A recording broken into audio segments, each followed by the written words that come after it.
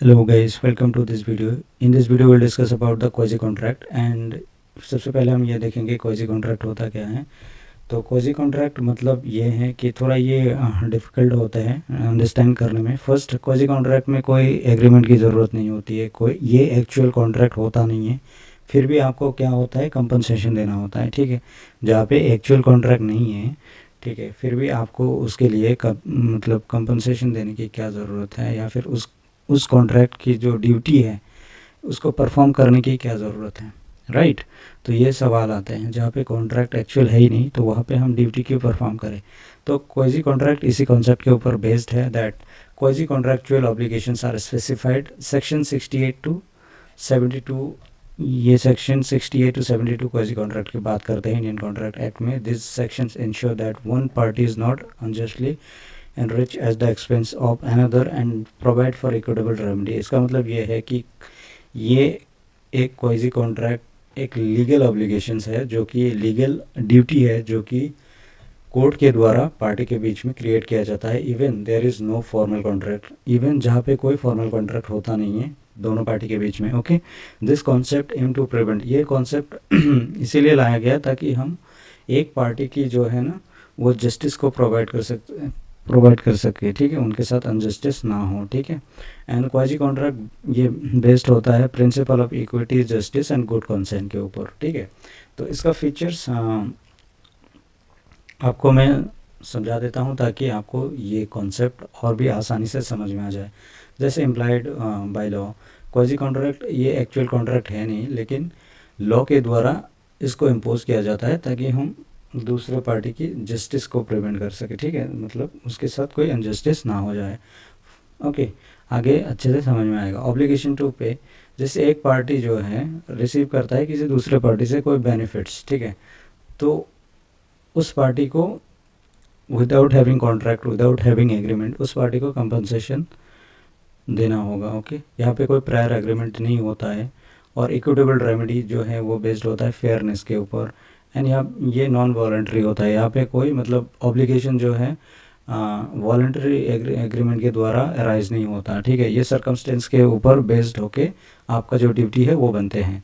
ये ड्यूटी जो भी क्वाजी कॉन्ट्रैक्ट का जो भी ऑब्लिगेशंस या फिर ड्यूटी है वो आपका कम्प्लीटली सर्कमस्टेंसेस के ऊपर डिपेंड करके बनता है, ठीक है। जैसे आपने ए एंड बी ये दोनों कॉन्ट्रैक्ट में एंटर होगा तो ऑब्वियसली क्या करेगा, सबसे पहले जैसे हमने पढ़ा है फ्री कंसेंट होना ज़रूरी है, एग्रीमेंट करना ज़रूरी है, दोनों के बीच में कंसिडरेशन होना ज़रूरी है, ठीक है। लेकिन यहाँ पे क्या होता है, आपको मतलब एग्रीमेंट की भी ज़रूरत नहीं है क्योंकि ये एक्चुअल कॉन्ट्रैक्ट है नहीं, तो आपको फिर भी दूसरे को कंपनसेट करना पड़ता है यहाँ पे। ओके, तो ये जो ड्यूटी या फिर ये जो रूल या जो भी फॉर्मूला ही कम्प्लीटली लॉ के द्वारा इम्पोज किया गया। ओके, तो यहाँ पे बात करते हैं quasi contractual obligation under the Indian contract act 1872। Okay, तो यहाँ पे जैसे मैंने बात किया कि सेक्शन 68 टू 72 ये बात करते हैं। तो पर्टिकुलरली सेक्शन 68 जो है ये claim for necessary supply to a person incapable of contracting, okay, या फिर competent of contract. For example, if a person is a minor, okay, so एक जो पर्सन है, ये कैपेसिटी की बात करता है, कैपेसिटी ऑफ कॉन्ट्रैक्ट, जैसे हमने डिस्कस किया है प्रीवियस वीडियो में। तो कैपेसिटी मतलब जैसे एक माइनर या फिर अनसाउंड माइंड कॉन्ट्रैक्ट में वो कम्पिटेंट नहीं हो सकता क्योंकि वो 18 साल का उनका उम्र नहीं है, तो वो कॉन्ट्रैक्ट में एंटर नहीं हो सकता, राइट। सो बेसिकली इस कॉन्सेप्ट के ऊपर ये बेस्ड है कि फिर भी अगर कोई माइनर है 18 साल से नीचे है, फिर भी उसके ऊपर ये क्वाजी कॉन्ट्रैक्ट का जो ऑब्लिगेशंस या फिर जो ड्यूटी है वो उसके ऊपर भी अप्लाई होगा। ओके, कैसे, तो हम इसको यहाँ पे समझेंगे अच्छी तरह से। ओके, सो जैसे if a person incapable of entering into a contract such as a minor, जैसे मैंने बोला अभी, minor unsound mind is supplied with necessary suits to their condition in life. ये जो इम्पोर्टेंट पॉइंट है, इन लाइफ, ये important point याद रखना, समझने में आसानी होगी। The supplier is entitled to be reimbursed from the property of the incapable person. इसका मतलब ये है कि जैसे ए हैं और बी, यहाँ पे दोनों हैं, लेकिन यहाँ पे बी जो है हमारा ये माइनर है, ठीक है, ये एक माइनर है। तो ए जो है बी की सारी ख्याल रखता है। फॉर एग्जांपल उसको फूड प्रोवाइड करते हैं और उसको मतलब एजुकेशन के लिए जो भी नीड्स या फिर नेसेसिटी होती है वो सब प्रोवाइड करते हैं, ठीक है। तो ए जो है बी से, बी का ये ऑब्लिगेशंस या फिर ड्यूटी है, बनता है कि वो ए को इस हेल्प के लिए या फिर इस सहायता के लिए उसको कंपनसेट करे उसकी जो भी प्रॉपर्टी है उससे। ओके, तो आई होप ये आपने समझा है अच्छे से। उसके बाद हम बात करेंगे section 69, reimbursement of a person paying money due by another in payment of which he is interested. इसका मतलब यह है दैट ए पर्सन, एक बंदा जो कि पे करता है पैसा ऑन बिहाफ ऑफ अनदर।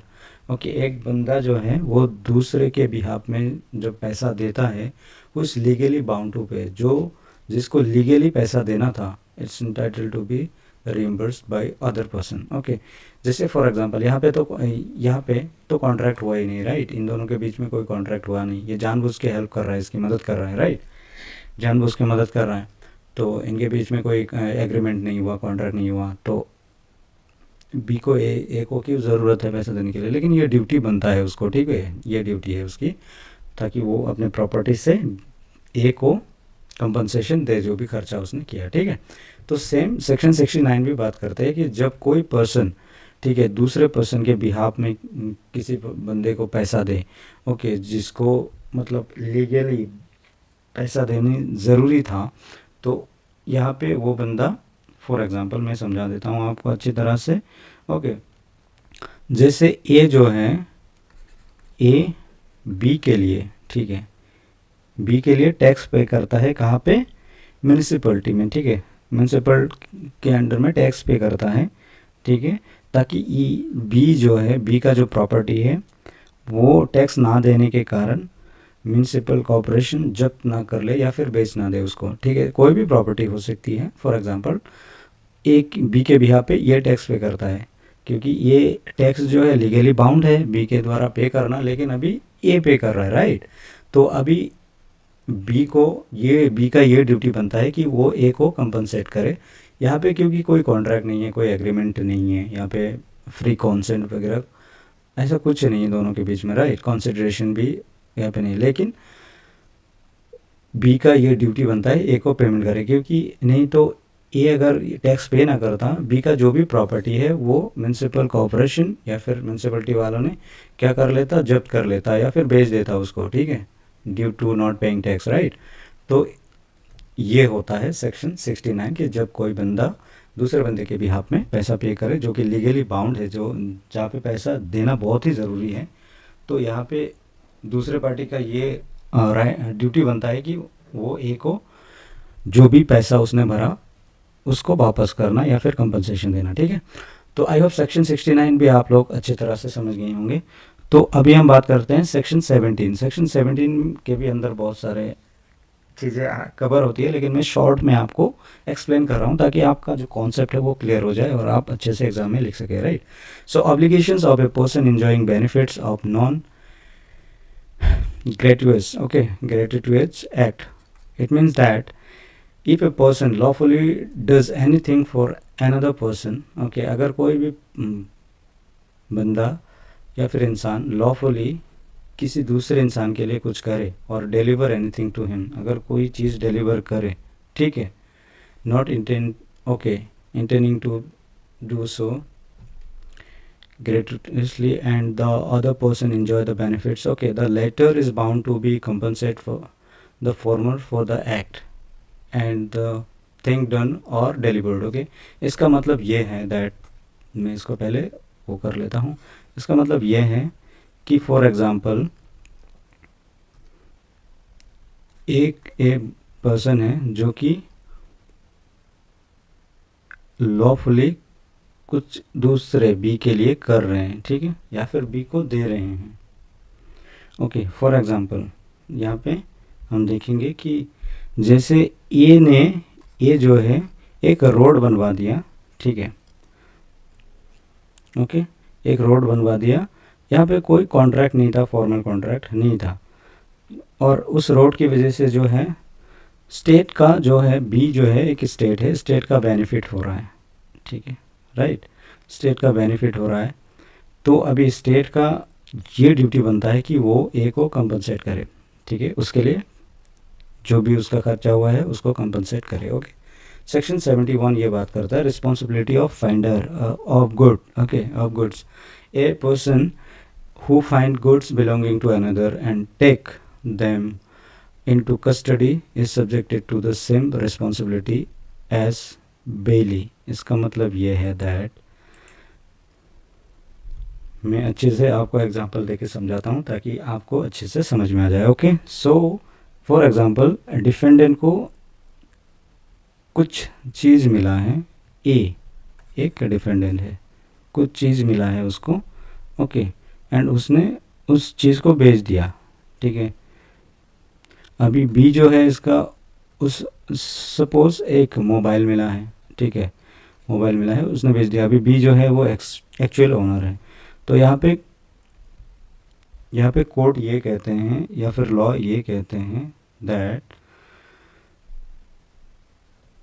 ए जो है, ए का ये ड्यूटी था उस चीज़ को ना बेच के या फिर उस मोबाइल को ना बेच के बी को वापस करना, ठीक है, ओके। और नहीं तो उनको जो भी पैसा उसने बेचा है वो पैसा रिटर्न करना, राइट, कंपनसेशन देना। तो सेक्शन 72 ये बात करते हैं liability of person to whom the money is paid और थिंग डिलीवर्ड बाय मिस्टेक और अनड्यू अंडर कोर्शन। ओके, तो यहाँ पे ये चीज़ आप रिलेट कर पाओगे क्योंकि डेली बेसिस में ये सब चीज़ें होती है। दैट एक लाइबिलिटी बनता है एक पर्सन के ऊपर to whom the money is paid, ठीक है, जिसको पैसा भेजा गया, और the thing delivered by mistake, और जिसको कोई भी चीज़ बाय मिस्टेक या फिर गलती से उसको भेजा गया, ठीक है। A person to whom the money has been paid, एक इंसान जिसको पैसा भेजा गया, और एनीथिंग डिलीवर्ड, जो कोई भी चीज़ डिलीवर्ड किया गया जो कि गलती की वजह से या फिर under question must be repay और रिटर्न। यहाँ पे बोला है कि रिपे करना ज़रूरी है या फिर रिटर्न करना ज़रूरी है, ये ऑब्लिगेशन है, ठीक है।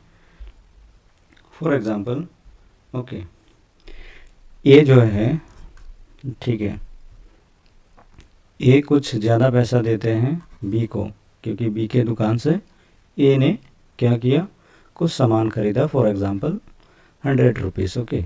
अभी ए जो है गलती से 150 कर देता है पेमेंट बी को, तो अभी ये बी का ड्यूटी बनता है कि वो मतलब रेस्ट ऑफ द अमाउंट ए को वापस करे, ठीक है, ये अंडर सेक्शन 72 कहते हैं, ओके।